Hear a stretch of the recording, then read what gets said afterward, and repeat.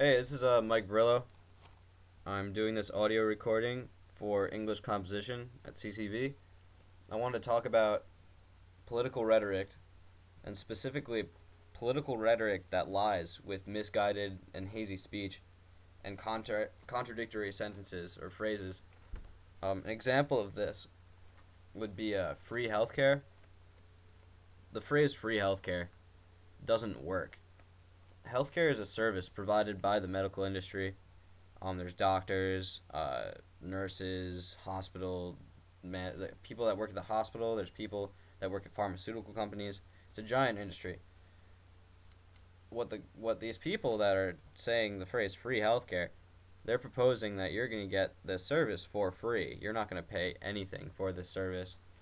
Um, that's impossible because you have to pay these people. So in reality, free healthcare would be a government subsidized healthcare system that would most likely ultimately be organized by the government, and they would take the money out of our taxes, take money out of the taxes that are provided to them through businesses, and they would subsidize your healthcare with it.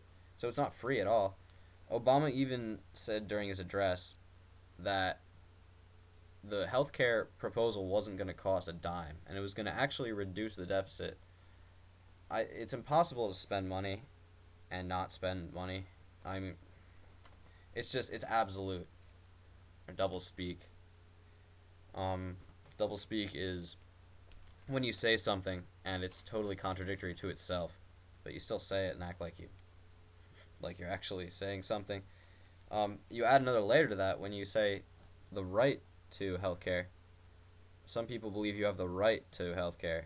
A right is a naturally given thing. You have a right because you're alive and you're a self-aware human being, and you have the right to things like to own property, to have liberty and freedom, to be able to practice religion the way you'd like, to really practice your life the way you like, without harming anyone else.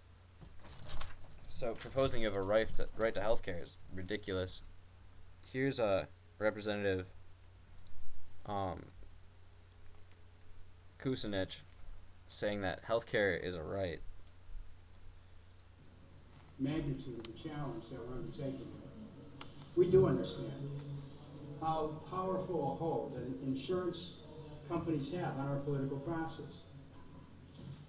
But at the same time, the magnitude of support for health care for all, for a single-payer plan, has never been so great. 74 members of Congress, even early in this Congress, are already on board. We know that over 10 states have powerful single-payer movements. We know that there is a tide of public support growing in the direction of dramatically stating healthcare as a civil right. And I really see this as being as potent a civil rights issue as voting rights were in the past, as gaining full rights for people of color were, as gaining rights for women. This is a civil rights issue. And what we need to do is to take that spirit of the suffragettes, the spirit of Dr. King, the spirit of Gandhi, and the spirit of Cesar Chavez, and build it into this movement. So there you have it. Kucinich is saying that it's a civil right and that Obama's proposed healthcare plan is the same thing as the rights that were naturally given to people that were oppressed by white males. It's kind of disgusting, really, that if you could see the video, you'd see there's three people standing up there with Obama pins and black shirts on, and they're nodding next to him. I think they're not politicians. I think they're just townspeople from the towns. This is a press conference at Capitol Hill on May 13th, 2009. I don't know. That's just an absolutely atrocious example, but it's one of the many examples from the modern day. Another thing that's happening right now is Obama is waging an illegal war in Libya, and he's saying that it's not illegal and it's not hostile.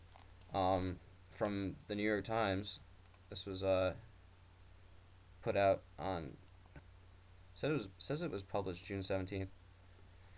It says Mr. Obama decided instead to adopt a legal analysis of several other senior members of his legal team, including White House counsel Robert Bauer and the State Department legal advisor Harold H. Koh, who argued that the United States military activities fell short of hostilities.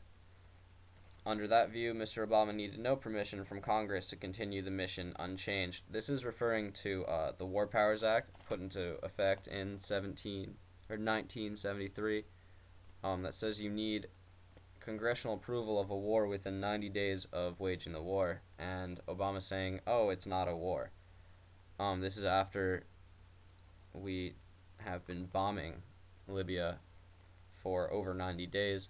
On March 19th, 2011, Obama and his NATO cooperatives went to the United Nations and said that we are going to go take a humanitarian mission in Libya, go save all the people that Gaddafi said he's going to kill. Because Gaddafi's going to kill his own people because they're rebelling against him. So the United Nations says, yeah, you can go do this. And they go over there and they start bombing Libya. They issue a no-fly zone, and they say that the no-fly zone will be enforced so that the American people, or not the American people, the Libyan people won't get mowed down by Gaddafi's army. Here's a part of a transcript from his address on March 28th. He says, cities and towns were shelled, mosques were destroyed, and apartment buildings reduced to rubble. Military jets and helicopter gunships were unleashed upon the people who had no means to defend themselves against assault from the air. So he's saying that confronted by this brutal repression and a looming humanitarian crisis, I ordered warships into the Mediterranean. European allies declared their willingness to commit resources and to stop the killing. The Libyan oppression, the Arab League appealed to the world to save lives in Libya.